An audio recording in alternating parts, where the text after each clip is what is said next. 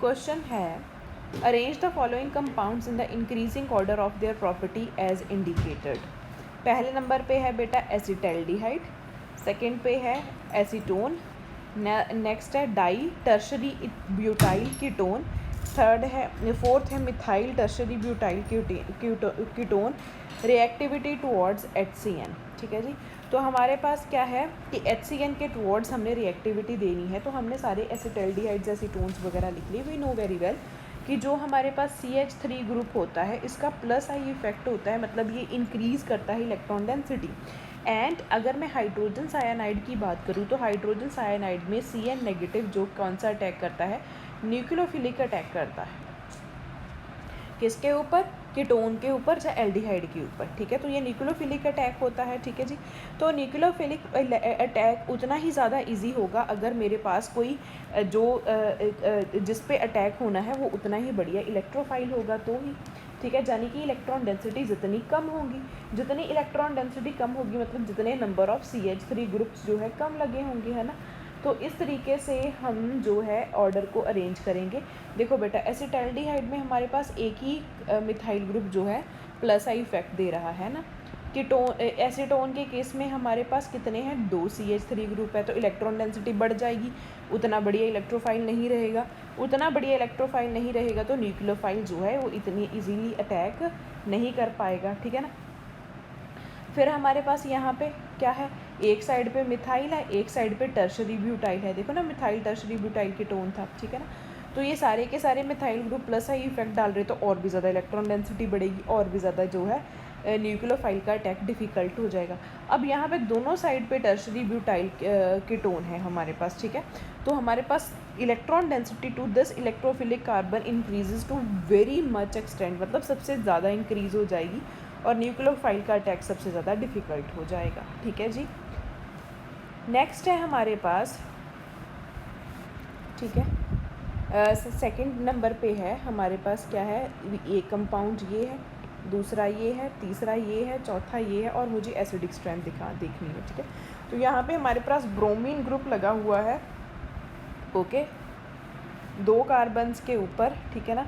तो हमारे पास क्या होगा कि यहाँ पे जहाँ पे ब्रोमीन का इफेक्ट क्या है, ब्रोमीन मेरे पास हैलोजन है, इसका minus I effect inductively electrons को अपनी तरफ विड्रॉ करता है। ठीक है ना।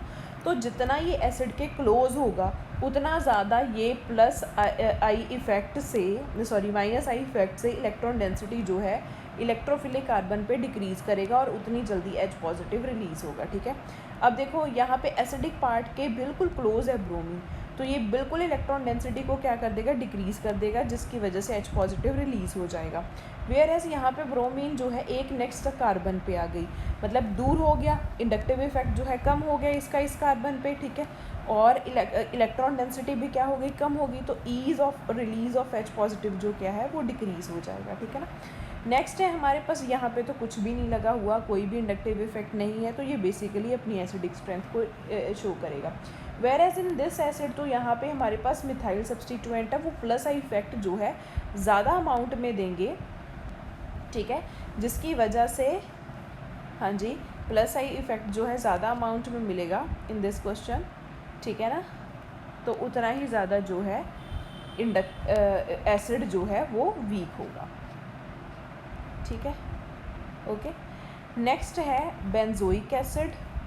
ठीक है, 4 नाइट्रोबेंजोइक एसिड, 3,4 नाइट्रोबेंजोइक एसिड, और मुझे एसिडिक स्ट्रेंथ बतानी है 1 is benzoic acid.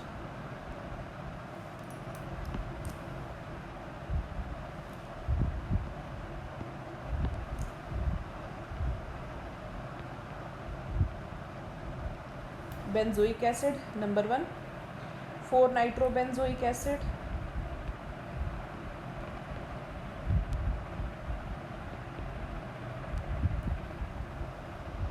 3,4 dinitrobenzoic acid,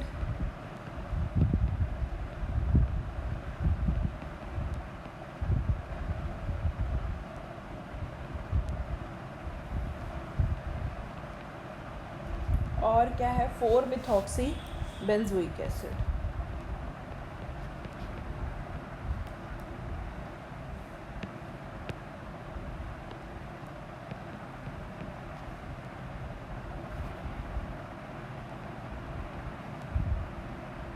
this one is third,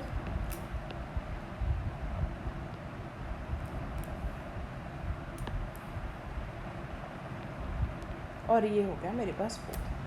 तो अब मुझे पता है कि नाइट्रो कंपाउंड जो होते हैं ये विड्रॉइंग ग्रुप होते हैं, है ना। ये इलेक्ट्रॉन विड्रॉइंग करते हैं, इलेक्ट्रॉन को विड्रॉ करते हैं माइनस आर इफेक्ट से, और नाइट्रो ग्रुप के पास क्या होता है, माइनस आर रेजोनेंस से इलेक्ट्रॉन्स को अपनी तरफ खींचते हैं। Also they have minus I effect, तो इंडक्टिवली भी इलेक्ट्रॉन्स को अपनी तरफ खींचते हैं। तो ये वाली जो कार्बन है बेटा, इसको और भी ज़्यादा क्या बना देगा, ये वाली जो कार्बन है इसको क्या कर देगा, इलेक्ट्रॉन डेफिशिएंट कर देगा, और ये बेंजीन जो है H पॉजिटिव इजीली रिलीज़ कर देगी, ठीक है। अब जितने ज़्यादा नाइट्रो ग्रुप है उतनी ज़्यादा जो है बेंजोइक एसिड, उतना ज़्यादा इंडक्टिव इफेक्ट माइनस में आएगा, उतना ही ज़्यादा माइनस आर इफेक्ट आएगा। तो ये इलेक्ट्रोफिलिक, ये जो कार्बन है वो ये और भी ज़्यादा क्या हो जाएगी, इलेक्ट्रोफिलिक हो जाएगी, ठीक है ना।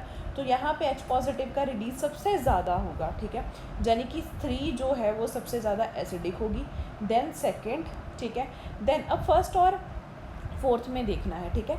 मिथॉक्सी ग्रुप में हमारे पास ऑक्सीजन के ऊपर लोन पेयर होते हैं जो अपने लोन पेयर को बेंजीन को डोनेट करता है, यानी कि इसका कौन सा इफेक्ट है, प्लस आर है, ठीक है।